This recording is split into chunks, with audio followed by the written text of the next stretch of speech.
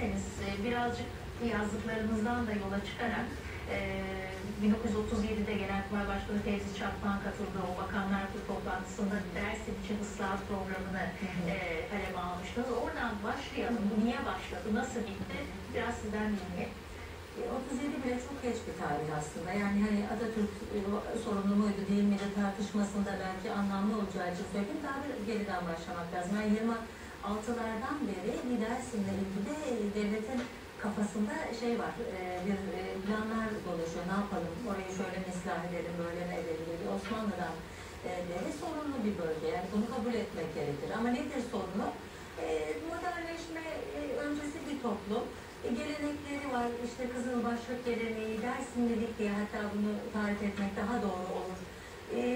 Gerek o aşiret ilişkileri, dinle o aşiretlerin ilişkisi, toplum liderleriyle toplumun ilişkisi, bunlar çok özel, oraya has. Yani folklorik açıdan incelenmesi gereken bir bölge.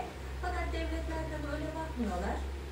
Mutlaka zapturapt altına almak gerekir. Mutlaka genel o sistemin içine dahil etmek gerekir. Asker almak gerekir, vergi almak gerekir falan diye bakıyorlar.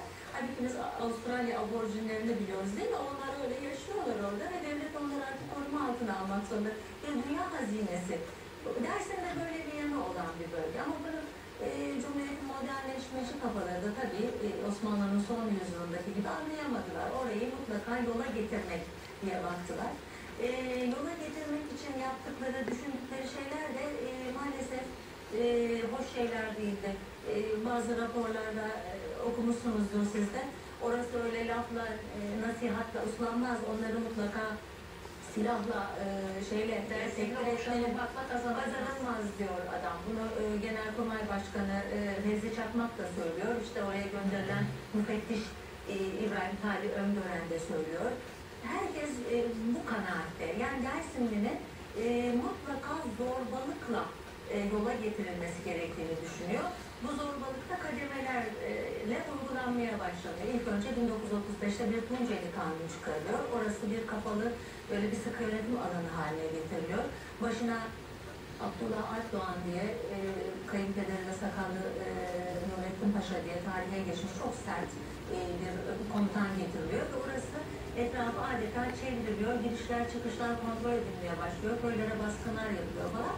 Tabi oradaki yerel unsurlar da ya bu devlet buraya geldi, işte köprüler falan yapılıyor, askeri barakalar, garnizonlar inşa ediliyor. Ne oluyor? Bunlar bu tür şeyleri hayrına yapmaz diyor. Böyle bir tarihsel tecrübesi var bölge insanlar. Devlet oraya hayırlı iş için gelmez, köprüyü, yolu hayırına yapmaz diye düşünüyor. Ve yavaş yavaş küçük küçük böyle kalkışmalar, işte orada bir köprüyü yapıyorlar, garnizonu yapıyorlar. O sırada jandarma orada bir kızı taciz ediyor. Ondan dolayı olaylar çıkıyor. Bak bunlar yani sosyolojik açıdan ele alınması gereken, elbette asayiş boyutu da var ama bu Bakanlar Kurulu'nun toplanıp bir Dersim Kanunu çıkarıp arkasından silahlı askeri harekata başlaması ve mağaralarda zehirli gazla imha edilmelerine kadar varan bir süreci gerektirmiyordu benim kanaatimce. Peki şimdi en önemli kısmı en son işte polemik onun üzerinden doğduğu için soracağım. Atatürk bir Doğu seyahatine çıkıyor. Ve işte o Doğu seyahatinden siz işte özellikle Tam gazetesinde o dönem yayınlanan makaleleri ne şekilde o seyahati lanse edildiğini hep yazmışsınız, kaleme almışsınız. Atatürk Köprü'nün fenli, mali ve iktisadi bakımlarından kıymet ve ehemmiyeti hakkında mütehassıslar tarafından verilen malumatı dinledikten sonra Pertek Kaza Merkezi'ne teşrif buyurdular gibi devam ediyor. Seyit Rıza'nın idamı. Şimdi Diyarbakır'da yeni yapılan Singeç Köprüsü'nü açmaya gidecek olan Atatürk'ten Seyit Rıza'nın hayatının bağışlanmasını isteyecek 6.000 beyaz dolmuya meydan vermemekçiler. Şimdi orada devreye giriyor Atatürk. Şimdi bir kere biliyorum tartışması belki biraz da çünkü o Seyit Rıza çok sembol bir isim. Onun idamı ve o sırada gelişen olaylar bu dersin çok sembol. O yüzden soracağım. Şimdi ilginç bir şey, yani neye itiraz edildiğini hakikaten ben anlayamadım. Devlet yaptı diyor galiba. Devlette de CHP vardı.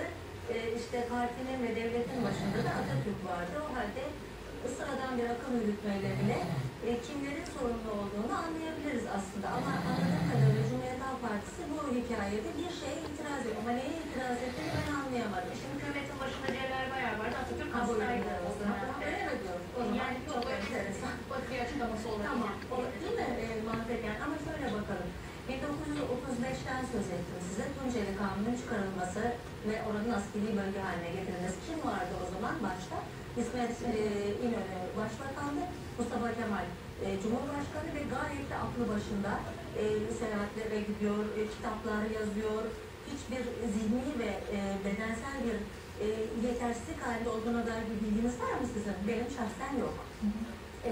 Bu 35'ten 37'ye kadar olan kısmı birinci aşamasıdır. Dersin meselesinin halli için tırnak içerisinde bu Sabiha Gökçen'in bombardıman uçakları kullanarak orayı bombalaması, efendime söyleyeyim, bu aşaması, askeri açıdan çok sert tedbirlerin alındığı aşaması birinci aşaması. O sırada İsmet İnönü başbakan. Tamam. 20 Eylül'de İsmet İnönü'nün 1937'de başbakanlığı biter. Bundan 5-10 gün önce Seyit Rıza'nın devletin yetkilileri tarafından görüşmeye çağrıldı. Onun da bu görüşmeyi kabul ettiği ve uzlaşmak üzere Elazığ'a doğru yola çıktığı söyledi. Burası karışık bir meseledir. Hala bununla ilişkin arşiv belgelerine ulaşılamadı. Seyit Rıza kandırılarak aslında teslim olmaya razı ediliyor. Ama adam teslim olduktan sonra apar topar bir yargılama süreciyle onu İhsan Sabri Çağlayan'ın anılarından biliyoruz.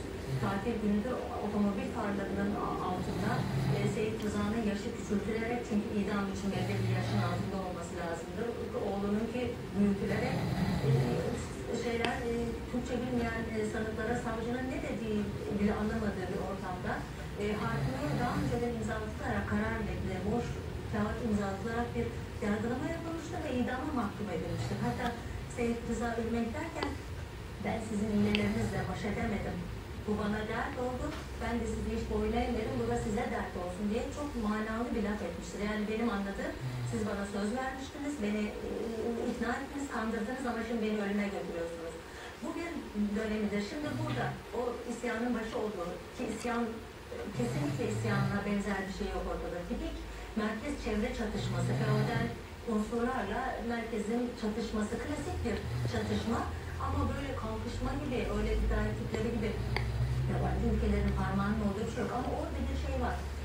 1921 Koçgil ayaklanmasını örgütleyen Baytar Nuri Bey bir Türk milliyetçisi, entelektüel bir adam var. O akıl hocalığı yapıyor. Muhtemelen o bazı onun adına mektuplar yazıyor. Seyit Rıza okul yazar bir adam değil yani. Öyle İngiliz elçisine işte konsolosluğuna yazı yazacak falan. Böyle şeyler olduğu vahdimdir. Yani bunları itiraz etmiyorum ama orası tarihsel olarak bir şey yaşıyor, merkezde bir sorun yaşıyor. Neyse uzatmayayım. 37'de Seyit Rıza 17 Kasım 15 Kasım 1937'de Elazığ Bulgar Meydanı'nda arkadaşlarıyla idam edildikten sonra mantıken ne olması lazım? İsyan vardı.